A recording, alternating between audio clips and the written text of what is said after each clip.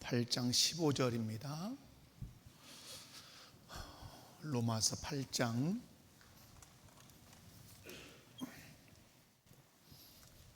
15절.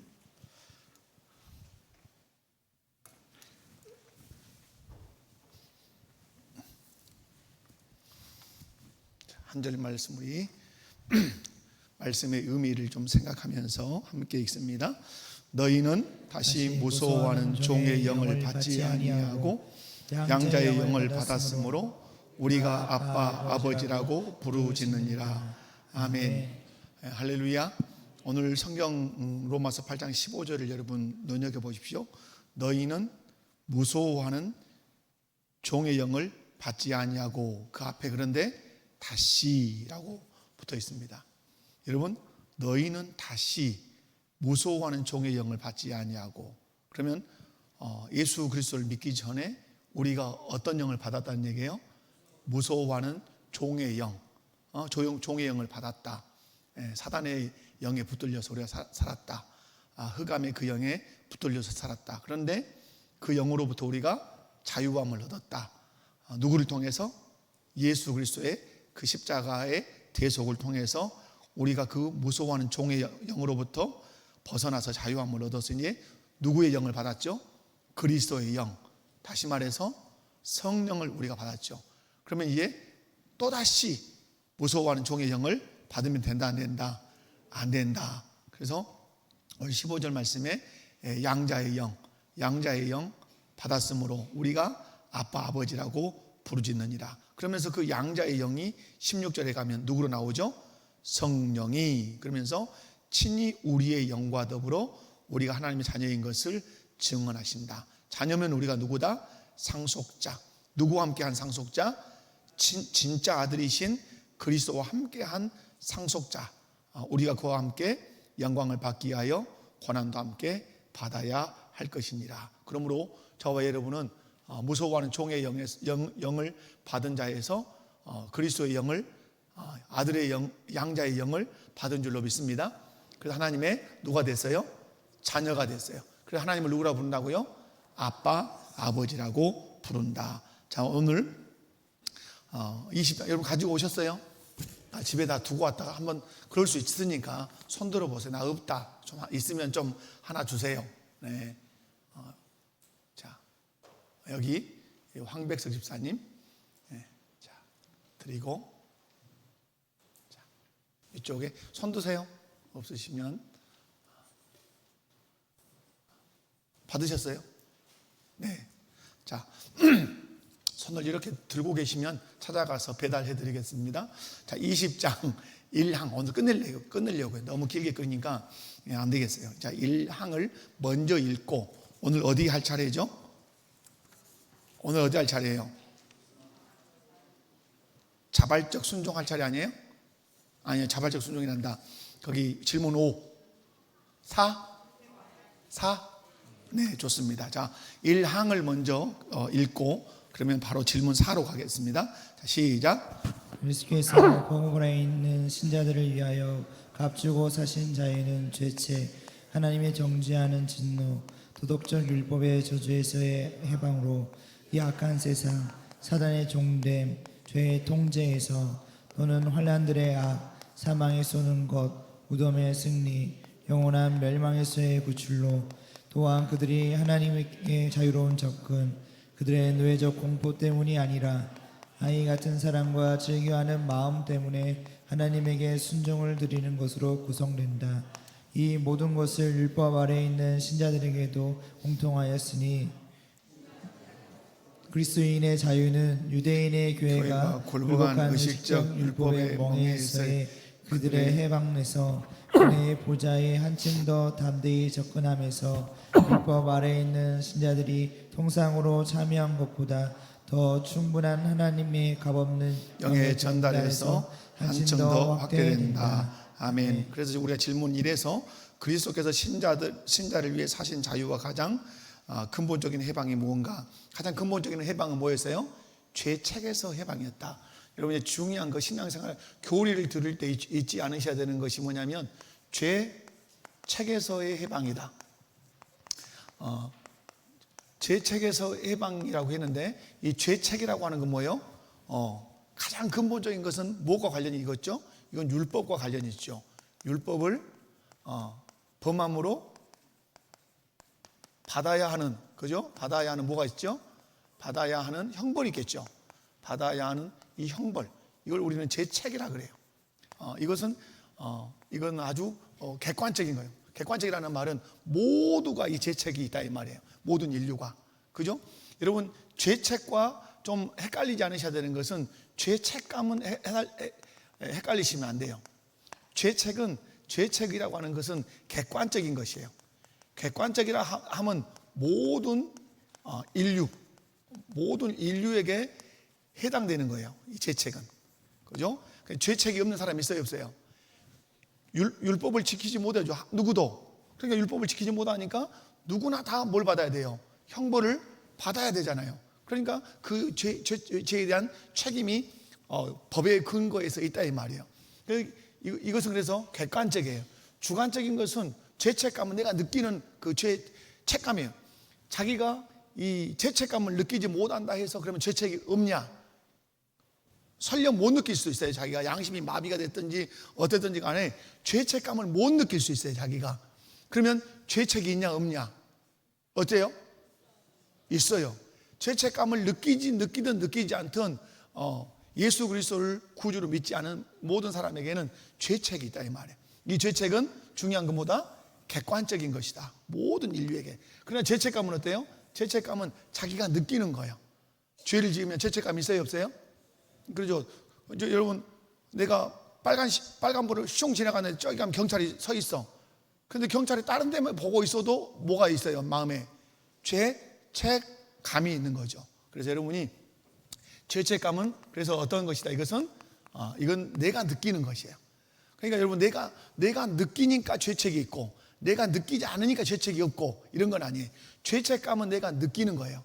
그러나 이 죄책감, 내가 느끼든 느끼지 않든 모든 인류에게 객관적으로 뭐가 있다? 죄책이 있다. 아멘. 이 부분 분명히 이제 한번 정리하고 그렇게 가겠습니다. 우리는 죄책에서, 그 다음에 하나님의 그 정죄하는 그 진노에서, 그리고 도덕적 율법의 저주에서 우리 해방됐다 이렇게 됐고요. 그 다음에 질문 2에서는 어떻게 됐냐면, 신자는 이 세상의 악한 영향력과 영적 세력으로부터 어떻게 자유가 됐는가? 어떻게 자유가 됐어요? 죄의 통제로부터, 사단의 종노를 하는 데서부터, 누구를 통해서? 예수 그리스도를 통해서 우리가 그렇게 해방이 됐다. 세 번째는, 신자가 겪는 환난과 죽음은 불신자의 것과 어떻게 다른가? 달라요. 신자가 겪는 어떤 그 죽음의 고통은 불신자가 겪는 그것과 같아요, 달라요? 그죠? 그래서 성도에게 고난은 형벌이 아니라 뭐예요? 연단이고 징계죠. 그리스도께서 죽음에 뭘 맞으셨다고? 독침, 사망의 그 독침을 맞으심으로 우리에게 죽음은 멸망이 아니라 영광으로 들어가는 문이다, 이렇게 설명이 됐었어요. 자, 오늘 4번. 질문 4번 다 같이 시작. 해방된 신자가 누리는 긍정적인 특권은 무엇입니까? 자, 해방된 신자. 자, 그러면 여기서 해방된 신자. 그러면 여기서 해방이라는 건 어디서 해방된 거예요? 죄와 이렇게 쓰면 더 좋을 것 같아요. 율법과 어디서? 죄에서 해방됐다. 결국에 이거 뗄 수 없어요. 율법이 있어야 뭐가 돼요? 율법이 있어야 뭘 알아요? 죄가 알죠. 그러니까 율법에서 우리가 해방됐죠. 그리고 그 율법이 정죄하는 죄에서 우리가 해방됐죠. 해방된 신자가 누리는 긍정적인 뭐가 있다? 특권이 있다. 그 신앙 고백을 읽어봐요. 시작. 하나님께 자유롭게 접근할 수 있는 담력을 얻은 것이다. 여러분, 해방된 신자가 누리는 특권이 있는데 누구께 나아간다고요? 여기 보면 하나님께 어떻게 나아가요? 자유롭게 뭐 할 수 있는? 나아갈 수 있는, 접근이라는 말은 나아갈 수 있는 뭘 얻었다? 담력을. 이거 히브리서 말씀에 근거하는 거예요. 담력을 얻었다. 이 담력을 얻었다는 말은 뭐가 없다? 두려움이 있다 없다? 무서워 벌벌 떠는 두려움은 없다 이 말이에요. 그래서 여러분, 예수 그리스도를 믿어서 율법과 죄에서 해방된 신자가 누리는 특권이 있는데, 그 특권은 누구께 나아가는, 하나님께 자유롭게 나아갈 수 있는 뭘 얻었다? 담력을 얻었다, 이 말이에요. 성경적인 근거 함께 읽어봅니다. 시작. 로마서 5장 2절 시작. 또한 그로 말미암아 우리가 믿음으로 서 있는 이 은혜에 들어감을 얻었으며 하나님의 영광을 바라고 즐거워하느니라. 아멘. 하나님의 영광, 우리가 은혜에, 지금 이 은혜에 우리가 이제 서 있단 말. 뭘로? 믿음으로. 그래서 믿음으로 은혜에 서 있으면서 누구의 영광을? 하나님의 영광을 바라고 즐거워한다. 설명 한번 읽어봐. 시작. 구약의 대제사장만이 1년에 한 번 떨며 들어갔던 지성소의 휘장이 찢어졌습니다. 이제 모든 신자는 그리스도의 공로를 힘입어 언제 어디서든지 아버지를 만날 수 있습니다. 아멘. 그리고 그리스도의 공로를 힘입어, 여기 언더라인하고 그 밑에다가 담력 이렇게 쓰면 유의하고 같겠죠. 여러분, 구약의 대제사장은 지성소에 몇 번 들어갔어요? 여러분, 다시 성막을 여러분 아시죠? 이 앞전에도 말씀을 드렸죠. 성막을 그려봐요. 성막은 이렇게 돼 있어요. 문이 어디가 있어요? 문이 몇 개예요? 문이 하나다. 이건 우리가 이제 외워야 돼요. 문이 하나고, 들어가 보면 제일 먼저 여기가 뭐가 있다? 예, 번제단이 있어요. 제일 먼저 뭐가 있다? 번제단. 여기서 양을 잡아요. 여기서 제사자가 양을 잡으면 잡은 양을 제사장들이 들어다가 여기다 놓고 이제 불로 태우죠. 번제는 다 태우는 거잖아요. 번제단 앞에가 뭐가 있어요? 여기가 물두멍이 있죠. 물두멍은 제사장들이 손과 발을 이렇게 몸을 씻는 곳이 물두멍이죠. 그럼 여기 가면 이제 뭐가 있어요? 여기 가면 여러분 이제 성소가 있죠. 성소는 나눌 수 있어요. 이렇게 나눌 수 있어요. 그럼 여기는 뭐예요? 여기는 엄청 칠판이 지진 않는 거 계속 흔들려요. 계속 여보세요. 계속 흔들려요. 좀 잡아주세요. 다음에 누가? 여기는 지성소예요. 여기는 뭐예요? 성소예요. 성소. 여기는 그럼 뭐예요? 여기는 뜰이에요. 뜰. 그죠? 여기는 이제 일반 백성들이 들랑달랑 이렇게 하죠. 성소에 이제 들어가면 왼쪽이가 뭐가 있어요? 오른쪽이가 떡상이 있어요. 떡상. 언젠가는 성막 공부를 한번 해야 되겠네요. 성막 공부를 해야 되겠어요. 떡이 몇 개 있어요? 떡은 12개 있어요. 12개. 대답 잘해야 돼요. 떡상에 떡이 몇 개 있어요? 12개 있어요. 자, 이쪽에는 뭐가 있어요? 등잔대. 그 등잔은 몇 개가 있어요? 12개라고 하면 안 돼요. 7개가 있어요. 등잔이 7개. 여기가 그러면 뭐가 있어요?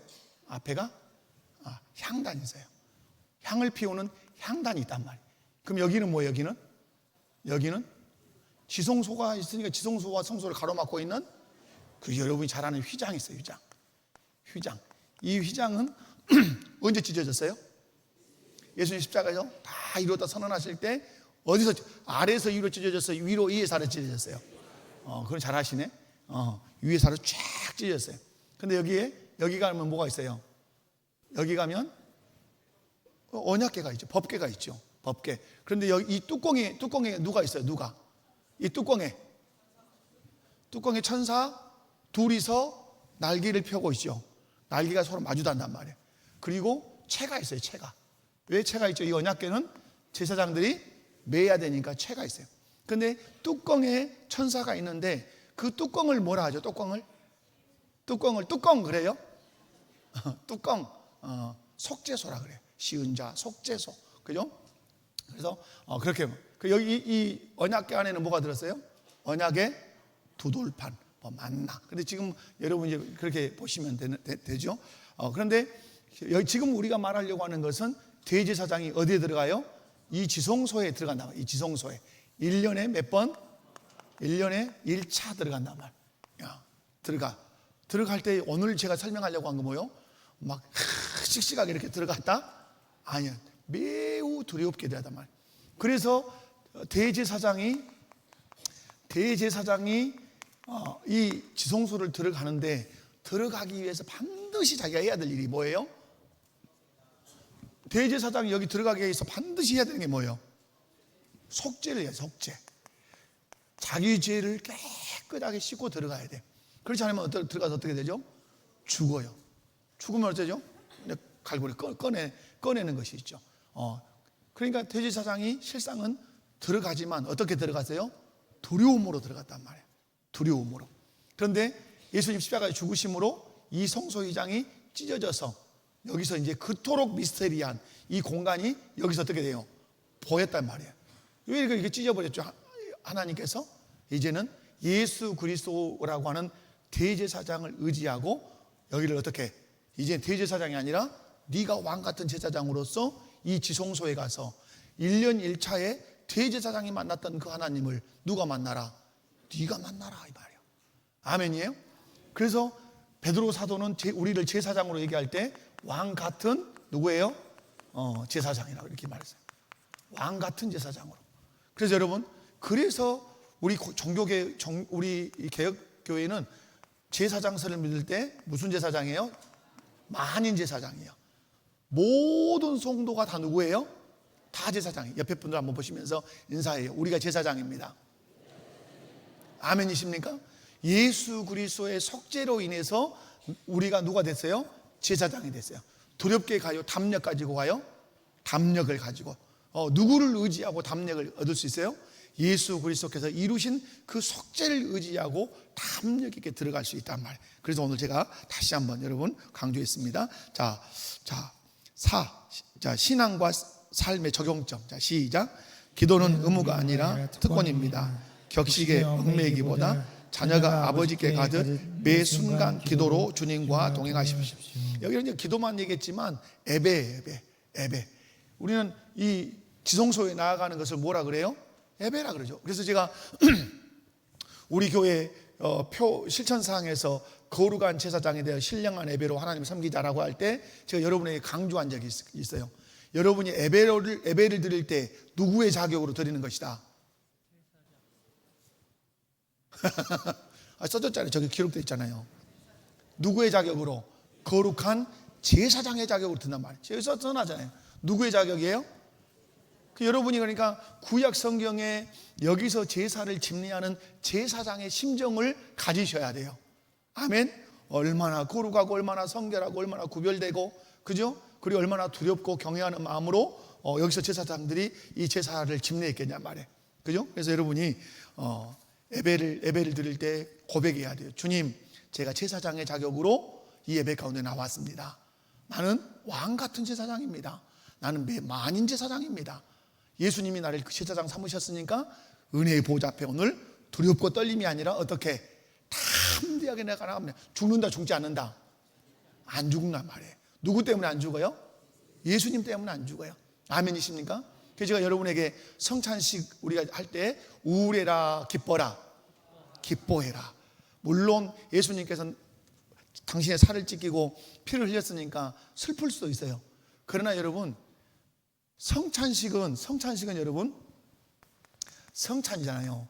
이 성찬을 얘기할 때 만찬 이렇게 해요. 그러면 만찬은 뭐예요? 만찬이 뭐예요? 만 가지 음식을 차려놓은 게 만찬이에요?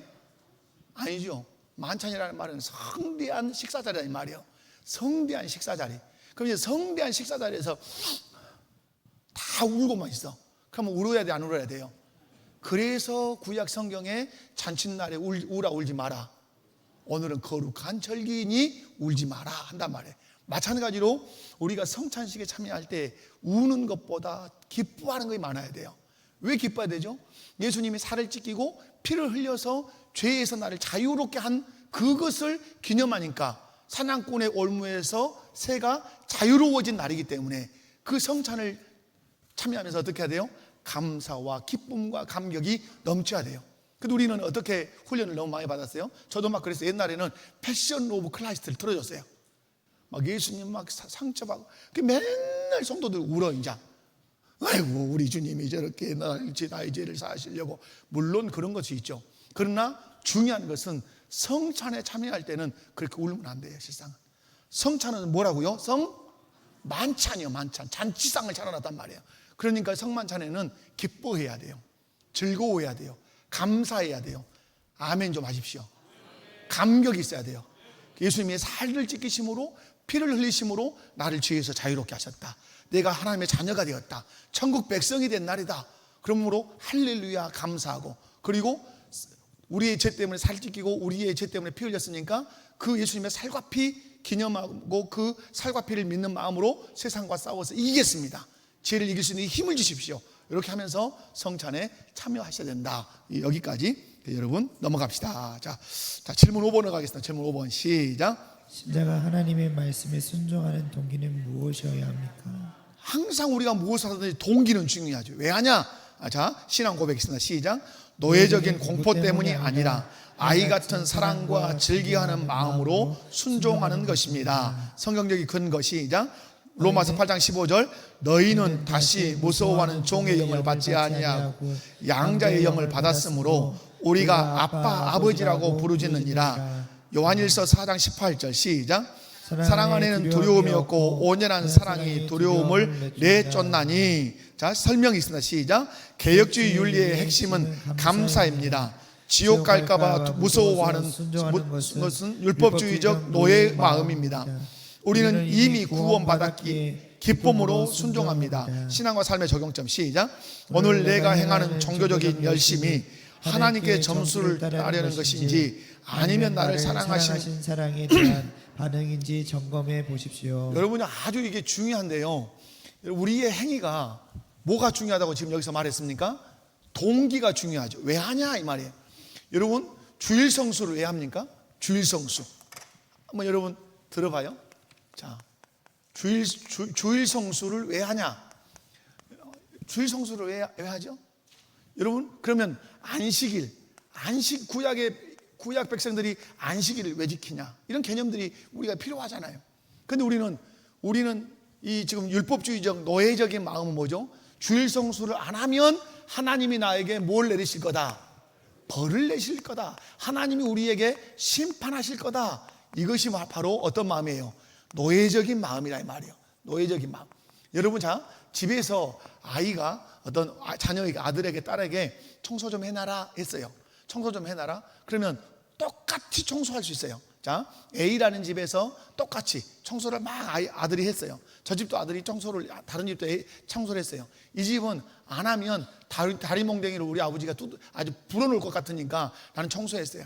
나는 우리 아버지가, 우리 어머니가 나를 얼마나 사랑으로 양육했고 또 돌보고 계시니까 그 은혜에 감사해서 막 휘파람을 불면, 결과물은 어때요? 결과물은?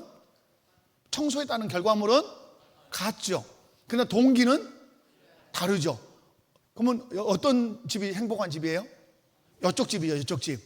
엄마가 아빠가 나를 사랑으로 돌본 것을 생각하면서 그 은혜에 감사해서 하는 거. 여기는 다리몽댕이 안 부러지기 위해서 하는 거. 비참한 거죠. 여기는. 그죠? 안 할 수는 없어요. 여러분 우리가 신앙생활을 이렇게 할 때가 있단 말이에요. 벌 때문에, 심판 때문에. 그러니까 이 사람도 그러면 뭘 했어요? 주일 성수는 하죠. 분명히 주일날 나와서 예배드리고 찬송도 하고 헌금도 하는데 마음에서는 어때요? 억진 거요. 두드러 안 맞으려고, 다리몽댕이 안 부러지려고, 하나님 앞에 벌 안 받으려고 주일 성수 한 거요. 근데 어떤 사람은 어째요? 나를 구원해 주시고 하나님 자녀 삼아 주시는 것이 너무 기뻐서 막 신나서 교회 와서 찬송도 하고 봉사도 하고.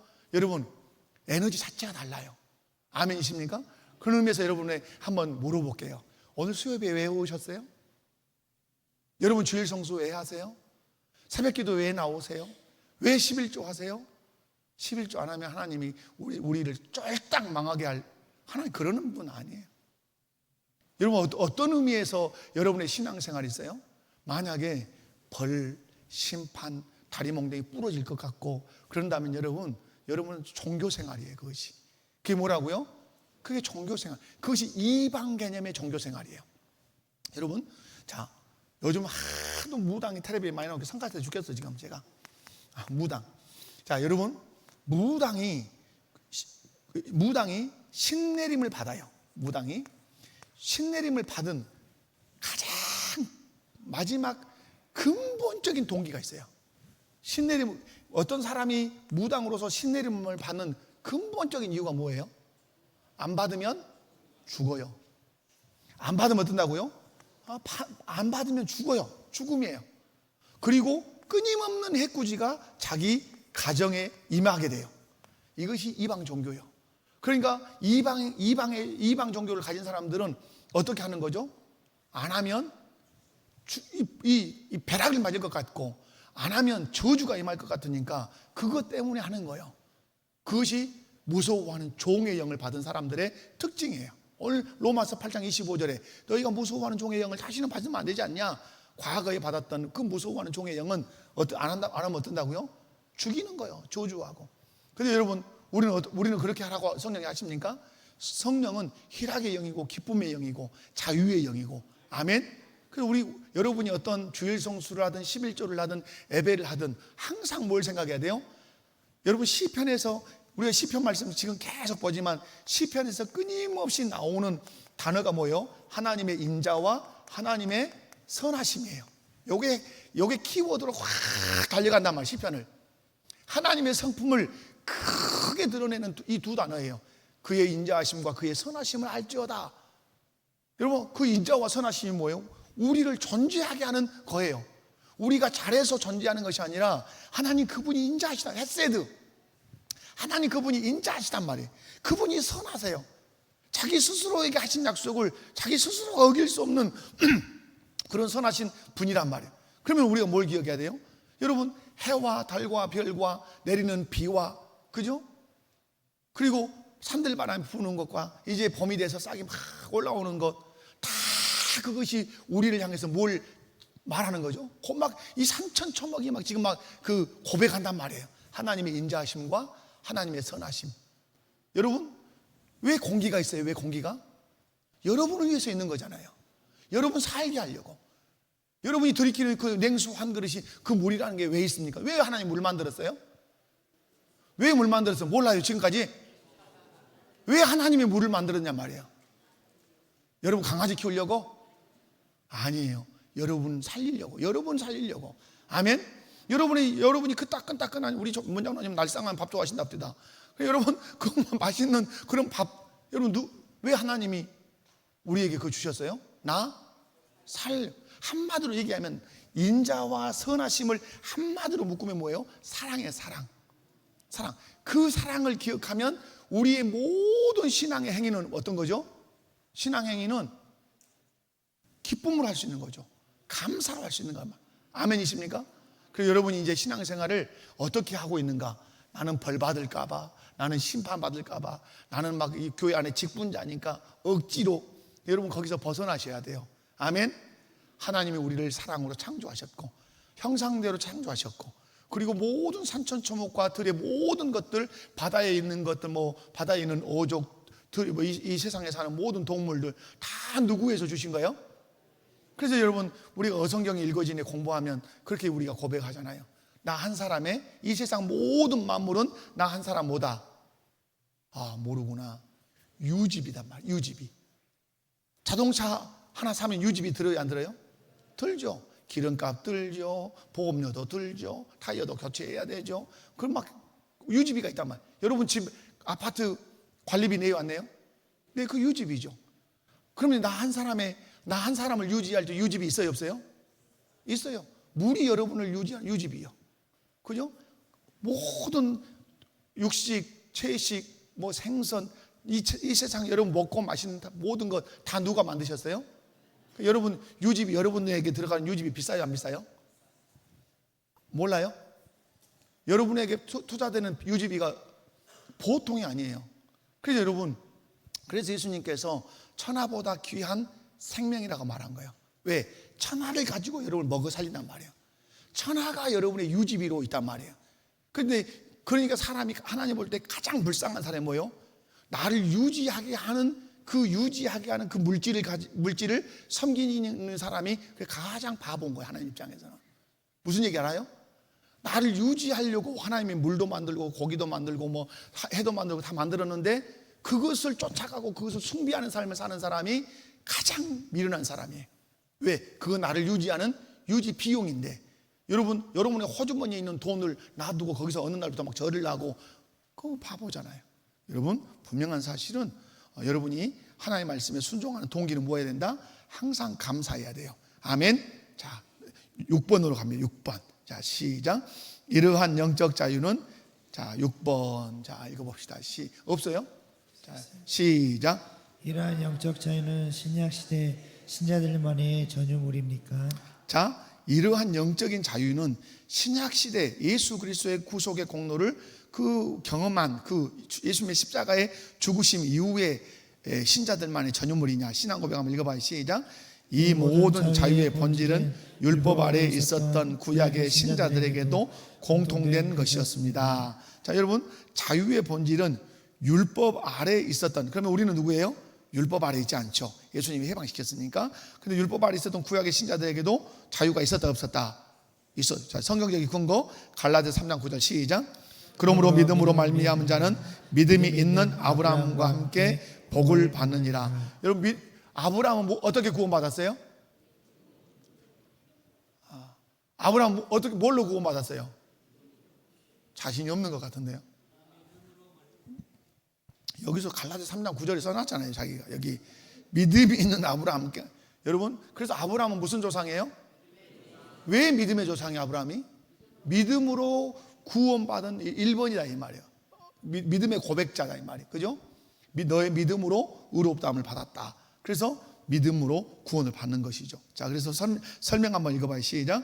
구약 성도들도 행위가 아닌 오실 메시아를 믿음으로 구원받았으며 동일한 영적 자유를 누렸습니다. 은혜 언약의 연속성이죠. 무슨 말씀이냐면 구약의 백성들도 예수님을 메시아를 믿어야 되고 신약의 백성도 누구를 믿어야 되고 메시아를 믿어야 돼. 그런데 구약은 오실 메시아를, 신약은 오신 메시아를. 그러나 동일한 거죠.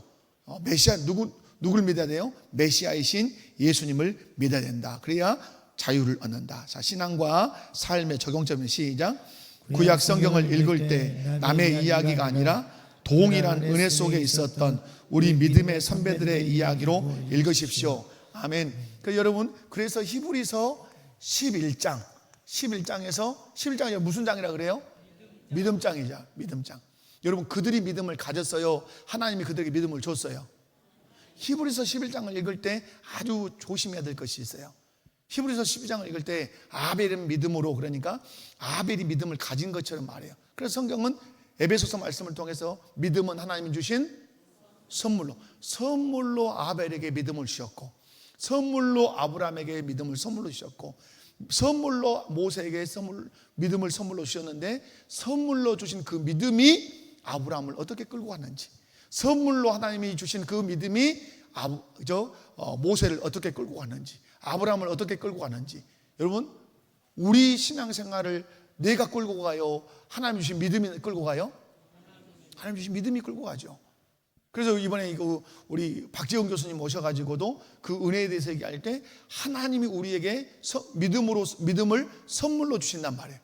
그러므로 내가 선물을 받고 싶어서 받은 사람 있습니까? 없어요. 나 믿음을 좀 선물로 주세요 해가지고 손들어서 받는 사람 아무도 없어요. 그죠? 어느 날 갑자기 그분의 조직에 우리가 들어온 거예요. 왜 그렇습니까? 하나님께서 성령을 통해서 우리에게 믿음을 선물로 쑥 주시니까. 그것을 우리는 어떤 은총이라 그러죠? 불가항력적 은총이죠. 내가 저항하고 싶어도 저항을 못한단 말이에요. 그 믿음을 내게서 하나님 주실 때 그 믿음을 버려보려고 막 저항을 해도 저항할 수 있다 없다? 저항을 못해요. 그게 내가 저항할 수 없는 은총, 그게 믿음을 주신 은총이에요. 그러면 내가 믿음을 버리고 싶다 해서 버릴 수 있다 없다? 못 버려요. 그래서 여러분, 알미니안주의와 칼빈주의, 우리 개혁주의라 그러죠. 잘 이제 보셔야 되는 것이 조금 이제 신학적인 것이 있는데, 여러분, 알미니안주의가 있어요. 알미니안주의가 있고, 이단은 아니에요. 우리는 칼빈주의라 그래요. 칼빈주의. 알미니안주의와 칼빈주의는 여러 가지 차이가 있어요. 그런데 여기는 알미니안주의는 특징이 뭐예요? 신인이 협력하는 거예요. 협력. 내가 믿어야 돼. 믿도록 하나님이 또 이렇게 지시하셔야 돼. 하나님과 사람이 협력해서 뭐가 탄생하는 거예요? 구원이 주어진다고 보는 거예요. 하나님과 인간이 협력해서 하나님이 믿음을 깨닫도록 주시면 그걸 내가 받아들여야 내가 거부할 수 있다 이 말이에요. 그래서 구원을. 칼빈주의는 뭐예요? 칼빈주의는 누가? 전적인 하나님의 은혜예요. 은혜. 하나님이 주시는 거예요, 그냥. 그래서 절대적으로 믿음은 누구의 선물이죠? 하나님의. 그래서 여러분, 알미니안주의와 칼빈주의, 우리는 이 신인 협력서를 안 믿어요. 그죠? 여러분 믿습니까?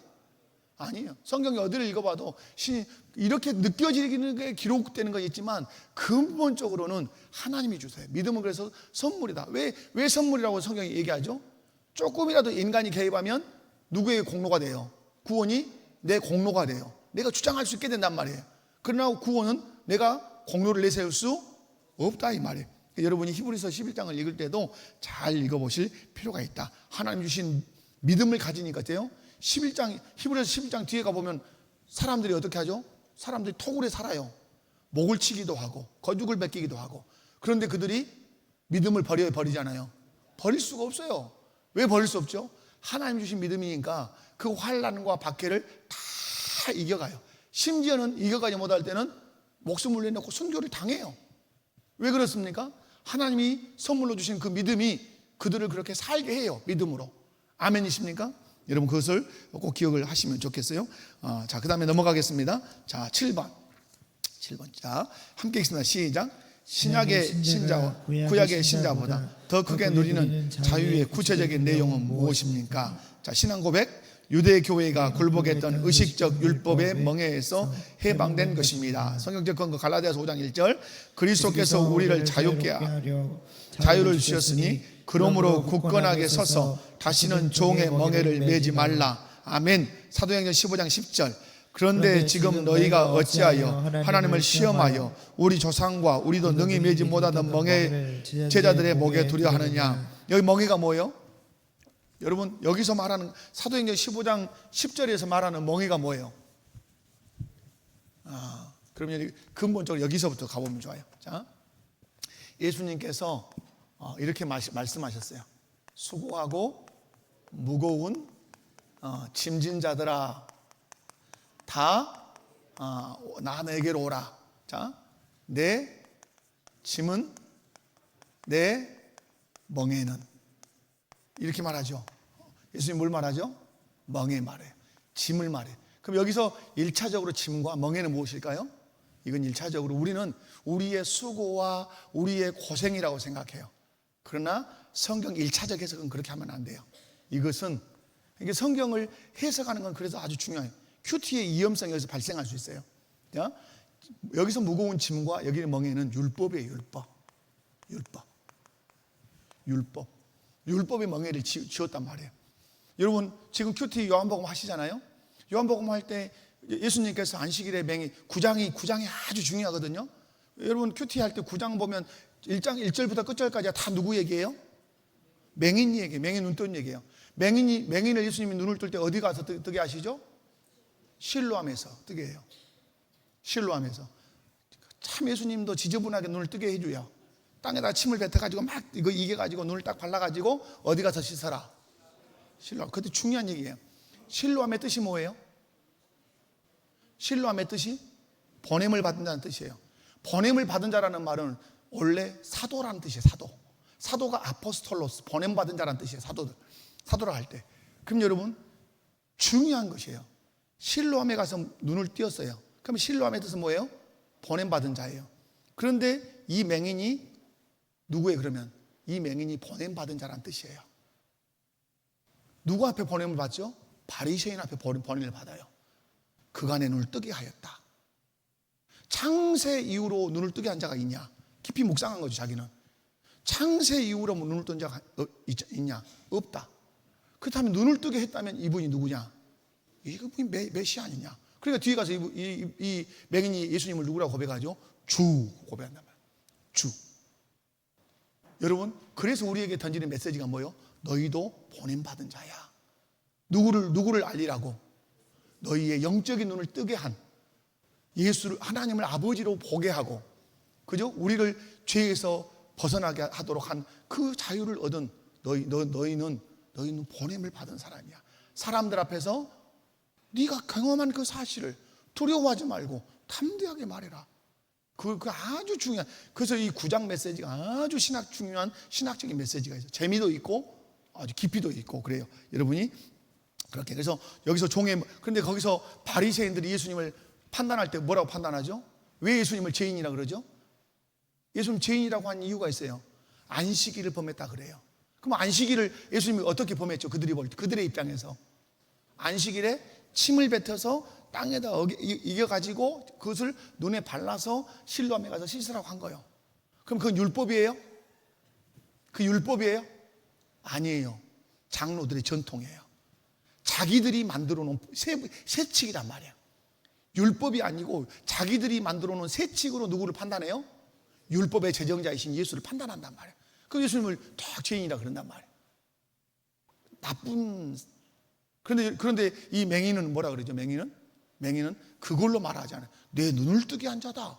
창세 이후에 눈을 뜨게 한 사람이 없는데 이분만 내 눈을 뜨게 했다. 그럼 누구겠냐? 너 누구겠냐? 이렇게 질문하는 거예요. 창세 이후로 눈 뜨게 한 자가 없는데 이 눈 뜨게 한 분이 그럼 누구겠냐? 그 질문을 예수 그는 누군가라고 하는 사복음서의 핵심적인 질문을 이 맹인이 던지는 거죠. 예수 그는 누구라고 생각하냐? 나는 누구라고 생각한다? 주라고 생각한다. 예수님을 향해서 주여 이렇게 고백을 하는 것이죠. 여러분, 종의 멍에 예수님 우리에게 벗기셨다. 아멘이십니까? 자, 그러면서 설명으로 갑니다. 시작. 구약의 의식법은 실체이신 그리스도를 가리키는 그림자였습니다. 실체가 오셨으므로 더 이상 짐승의 제사나 복잡한 의식에 매일 필요가 없습니다. 신앙과 삶의 적용점. 시작. 복음의 자유를 누리되 이를 방종의 기회로 삼지 말고 오직 사랑으로 서로 종노릇 하십시오. 구약은 계속 의식법에 매여서 여러분 날마다 막 죄지으면 양 잡고 또 막 피 뿌리고 그 의식에 참여했어야 되죠. 그죠? 그럼에도 불구하고 그 제사 의식을 통해서 누구를 믿은 거죠? 오실 예수님. 이 양이 번제단에서 불태워 죽는 것처럼 또 사지를 막 찢어져서 피 흘리는 것처럼 오실 메시아가 이렇게 죽을 거라는 것을 본 거죠. 그런데 우리는 그 일을 해요, 안 해요? 안 하죠. 그리고 훨씬 더 우리에게 주어진 자유가 크다 이런 말이에요. 자, 8번 질문 8번으로 그냥 갈게요. 시작. 신약 아래에서 하나님께 나아가는 태도는 어떻게 더욱 확대되었습니까? 자, 신앙 고백. 시작. 은혜의 보좌에 한층 더 담대히 접근할 수 있게 되었습니다. 히브리서 4장 16절. 시작. 그러므로 우리는 긍휼하심을 받고 때를 따라 돕는 은혜를 얻기 위하여 은혜의 보좌 앞에 담대히 나아갈 것이니라. 아멘. 설명. 신약 성도는 그리스도의 단번의 제사로 인해 구약 성도들보다 훨씬 더 밝고 분명한 확신 속에서 하나님께 나아갑니다. 그리스도의 단번의 제사라는 말을 왜 쓰는 거죠? 구약 백성들은 계속해서 제사를 지내야 됐죠.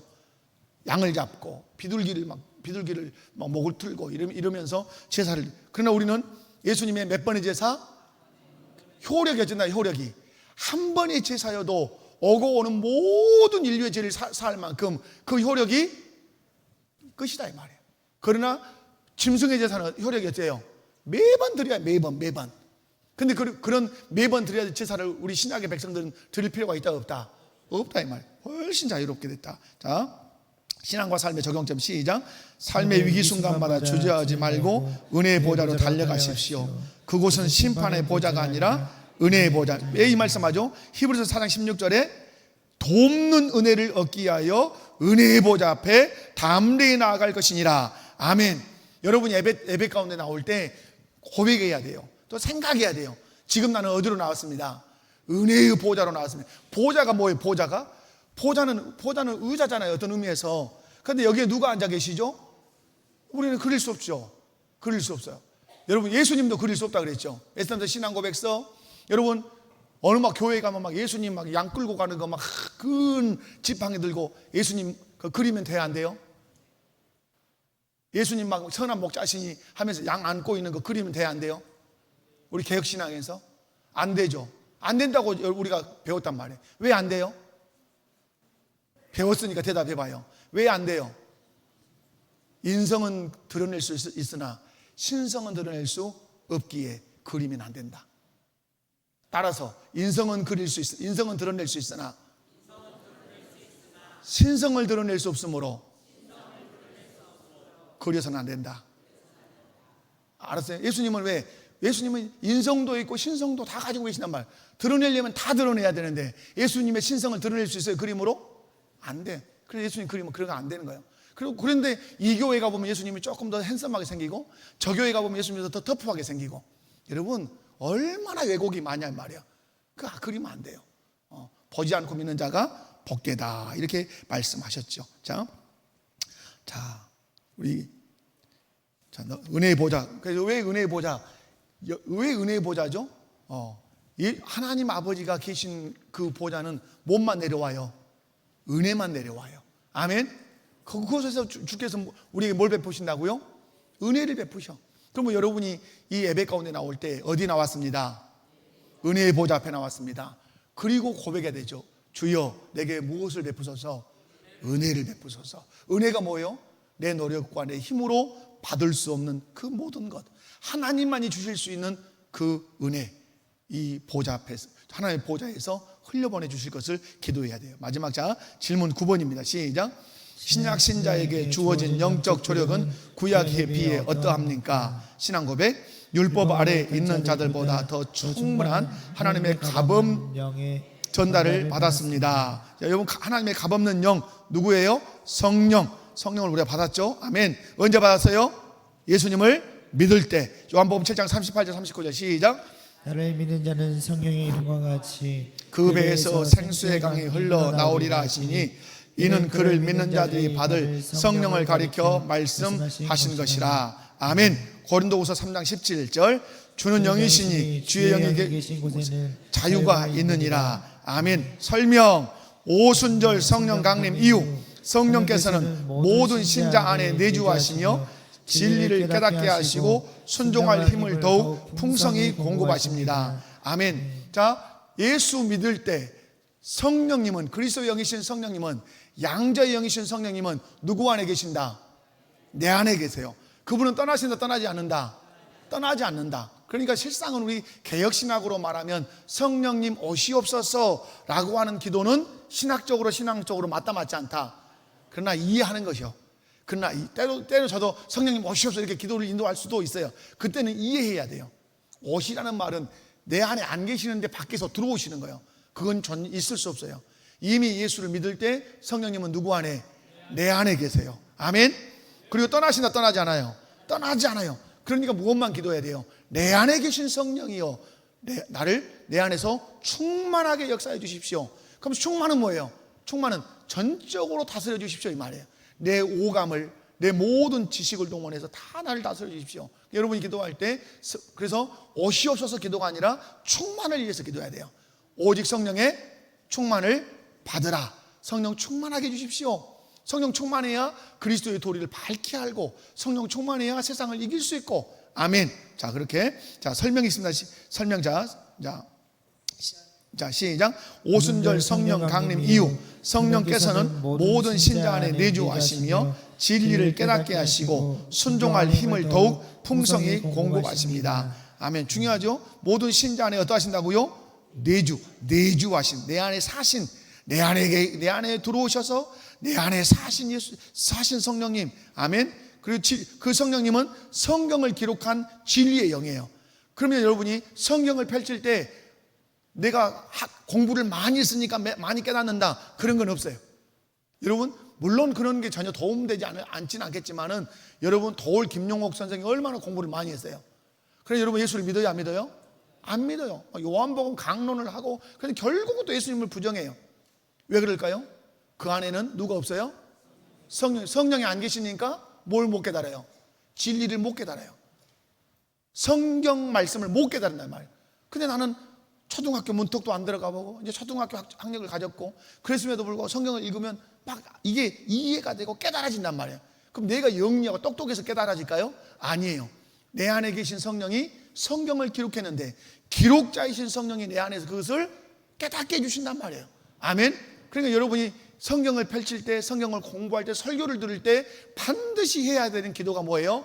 내 안에 계신 성령이여 진리를 깨닫게 하소서, 진리의 말씀을 밝히 보게 하소서. 아멘. 그래야 영적 생활이 어때요? 풍성해져요. 풍성해져.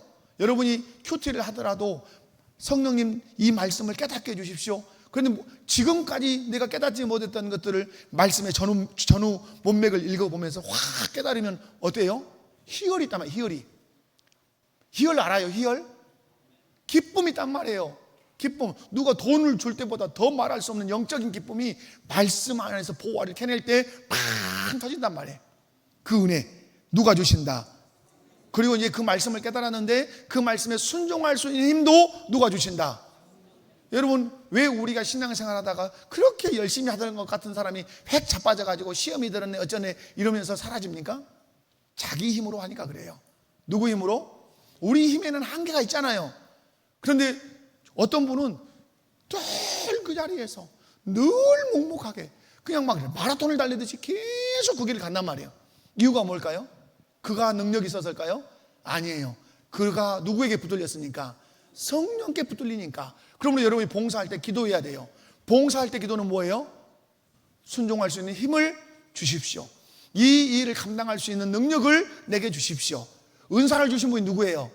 성령님이. 그 은사를 잘 활용할 수 있도록 내게 능력 달라고 기도하셔야 된다 이 말이에요. 아멘. 자, 신앙과 삶의 적용 시작. 거룩해지려고 애쓰지 말고 내 안에 계신 성령님의 인도하심에 민감하게 반응하며 그분의 통치를 구하십시오. 제가 방금 설명한 거죠. 내 힘으로 막 했으면 나중에는 그냥 기진, 맥진, 그냥 다 힘이 없어요. 그러나 내 안에 계신 성령님의 인도하심에 민감하게 반응하고 그분의 통치를 받으면 여러분 아무리 환경과 상황이 어려워도 자기 길을 묵묵하게 가요. 그게 히브리서 11장 말씀이고 성경의 믿음의 사람들의 걸음걸이에요. 자, 결론적인 정리 시작. 그리스도의 자유는 단순히 내 마음대로 하는 것이 아니라 죄로부터 해방이자 하나님을 향한 자유입니다. 이 자유는 그리스도께서 십자가에서 지불하신 엄청난 대가로 얻어진 것입니다. 아멘. 우리는 구약 성도들의 희미하게 보았던 복음의 영광을 이제 성령 안에서 선명하게 누리고 있습니다. 따라서 신자는 두려움이 아닌 사랑으로, 억지가 아닌 자발함으로 하나님께 순종하는 자유로운 아들의 삶을 살아야 합니다. 아멘. 아들의 삶을 살 때 종정신 가지고. 아멘. 그 대답을 안 하시네. 아멘이시죠? 그 부분은 대해 설명하겠습니다. 그래서 여러분, 그리스도인의 자유 누가 주셨습니까? 예수 그리스도께서 십자가에 못 박혀 피 흘려 죽으심으로. 그리고 그 자유를 누리도록 내 안에 누가 계십니까? 성령님 와 계신 줄로 믿습니다. 여러분이 성령 충만하시기 바랍니다. 자, 옆에 분들 보시면서